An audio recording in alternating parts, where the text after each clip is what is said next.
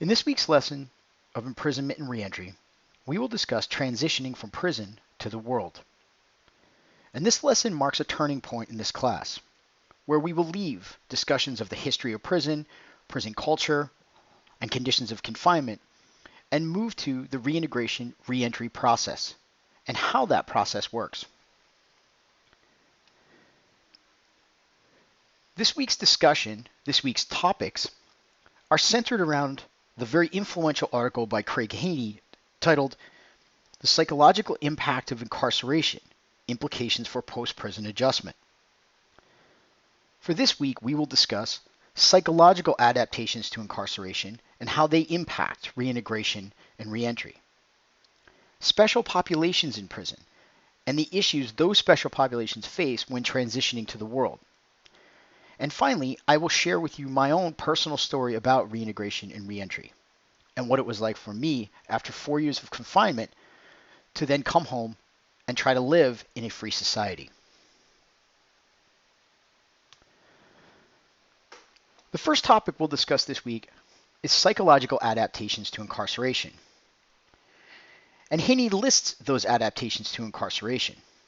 They include dependence on institutional structure and contingency, hypervigilance, interpersonal distrust, and suspicion, emotional over-control, alienation, and psychological distancing, incorporation of exploitative norms of prison culture, diminished sense of self-worth and personal value, and post-traumatic stress reactions to the pains of imprisonment.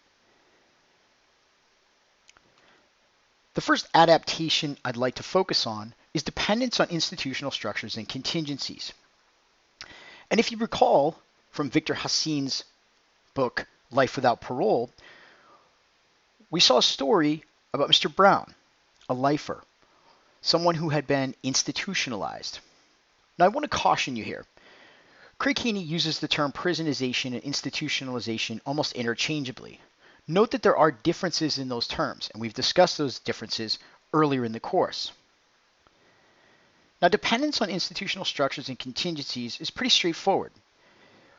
Essentially, what Haney is saying in his article is that citizens who are confined become dependent on what the institution tells them to do, how the institution structures their life. And they become dependent on that in certain ways. And what Haney suggests is that these ways include muting or eliminating self-initiative and independence. Really, inmates stop doing what they want to do, stop doing what they think they should do, and essentially do what the institution dictates that they do.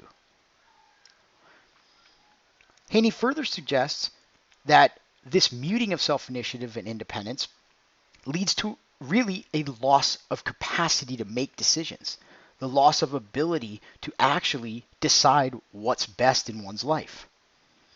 And it also leads to a loss of capacity to initiate behaviors voluntarily on your own, such that you become, like Mr. Brown, almost an automaton, almost a robot who moves through life at the whim of the institution and the institution structures.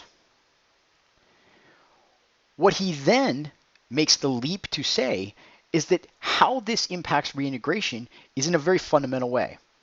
That when you lose the capacity to make decisions, when you lose the capacity to initiate your own behavior, you lose the ability to limit your behaviors, to limit your decision making, such that when you're released from prison, two things happen. The first is it's very difficult to sort of jumpstart a life.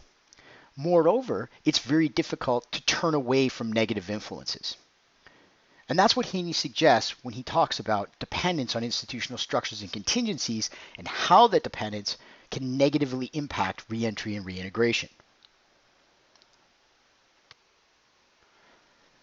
Another psychological effect that Haney discusses of incarceration is the idea of hypervigilance, interpersonal distrust, and suspicion. And what Haney suggests in this portion of his article is that inmates are constantly aware that they must be, that there's a level of paranoia that follows an inmate through his or her incarceration. And this paranoia deals directly with a fear of victimization, a fear of trusting someone, and trusting someone to a degree that they gain your confidence, a confidence scheme, if you will. And that once this confidence is gained, they then take advantage. Inmates are constantly aware of this. I can tell you from my own personal experience, this was something that I struggled with. And what Haney goes on to say is that these aggressive avoidance tactics are developed in prison, that you become suspicious of everyone, always looking over your shoulder, and you fail to trust anyone. And as part of that, you get tough. It's an aggressive avoidance.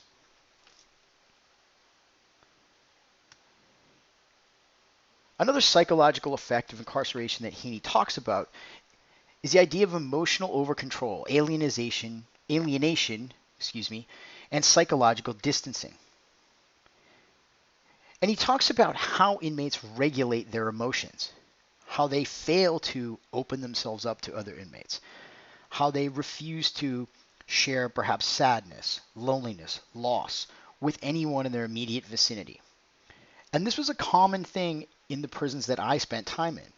Very rarely did you hear men openly talking about perhaps the loss of a loved one who had passed away while they were incarcerated, or their children, or a woman that potentially had left them or was having a hard time while they were incarcerated. Those topics rarely came up. And Haney suggests that the reason those topics don't come up is that inmates need to develop a hard outer shell, what he calls the prison mask, which is the notion that inmates essentially hide these emotions. They regulate their own vulnerabilities, and they develop a hard outer shell, a mask, a tough guy mask, or a tough woman mask. And that this mask then protects them and helps them to regulate their emotions and not open themselves up to anyone, and in turn not open themselves up to anyone in terms of victimization. So really, there's disincentives for emotional investments. You want to suppress emotions, you develop a hard outer shell, and there's no incentive for you to then speak to or share with another inmate maybe your deepest, darkest personal things. All of this revolves around the idea that no inmate wants to be taken advantage of and no inmate wants to be victimized. And the perception is that there are no healthy, open emotional relationships in prison. That's Haney's suggestion here. Haney suggests that this is direct impact of incarceration and that it can have far-reaching consequences for reentry and reintegration. Haney also talks about the incorporation of exploitative norms of prison culture. He talks about that prisoners react to deprivation by developing an illicit prisoner sub or culture, however you want to refer to that. And he suggests that a lack of meaningful work, a lack of recreation, leads prisoners to develop their own culture, their own subculture, where there are potentially pitfalls, where hypermasculinity rules, where violence rules, where any step out of bounds can result in an attack or result in violence. But more than that, Haney suggests that this hypermasculinity is the aura of the prisoner subculture, and it's a direct result of deprivation. That really, in a nutshell, prisoners don't have a lot to do, don't have a lot of meaningful outlets for their feelings, for their talents. So what develops is gambling rings, hustles, things that prisoners get involved in that aren't necessarily productive to their lives.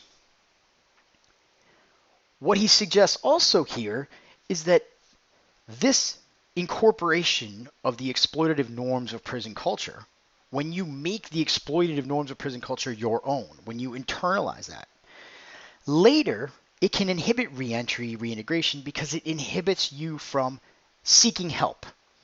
And you develop trust issues. And you overreact to situations that those who have never been in prison would seldom, if ever, overreact to. And I'm going to discuss some of these issues when I discuss my own reintegration story at the end of this lesson. Really here what Haney is saying is that by walling off your emotions, by failing to trust, and by developing a prison mask that involves hypermasculinity and violence, later that can prevent you from seeking productive help from others, from allowing others inside your world to help you, and at least, at the worst, it can lead you to overreact to situations that are potentially innocuous in a way that involves violence and verbal abuse. And all of those things can keep you from adjusting in a healthy way to the free world. Haney additionally discusses that inmates or prisoners develop a diminished sense of self-worth and personal value. That cruel treatment, or really just common treatment in prison, reminds men and women who are incarcerated that they lack worth. I can tell you in my own personal experience, at one of the institutions that I spent time at, we were called by our number, not our last name. Though initially that sounds strange and it's not something you're used to, over time you develop this idea that you really are just a number, and it does dehumanize. He talks about it as being infantilized. You are like a child. You do what the institution tells you. You have no social status as a grown man or a grown woman. And you become what the institution says you are. In my case, you internalize that you are a number, that you are cattle, that you are one of many in a warehouse, that you become that kind of person. You become, quote, the criminal, the bad person. So your sense of self-worth is diminished, and your personal value, how you view yourself, plummets. This theme that Haney brings up here is something we're going to talk about in depth at the end of this class when we discuss Shad Maruna's theory of criminal desistance. Because his theory of criminal desistance focuses on self-worth and personal value and how prisoners develop a sense of self-worth and personal value post-release. The last impact of incarceration that Haney discusses is post-traumatic stress reactions to the pains of imprisonment. And what he notes here is that many prisoners have risk factors that put them in jeopardy of developing post-traumatic stress from past life experiences, bad childhoods, etc. And that prison then can serve as this re-traumatization, almost picking off the scab of post-traumatic stress, if you will. That when someone goes to prison and has these risk factors, what ends up happening is their post-traumatic stress that they may have suffered as a child or as a young adult is exacerbated. The scab's ripped off, and here you have a brand new wound directly correlated to being inside prison. What he notes here is that there's this sense of internal chaos or disorganization when this post-traumatic stress reaction happens. And he notes a lot of other factors that, or characteristics that you will see in someone with post-traumatic stress.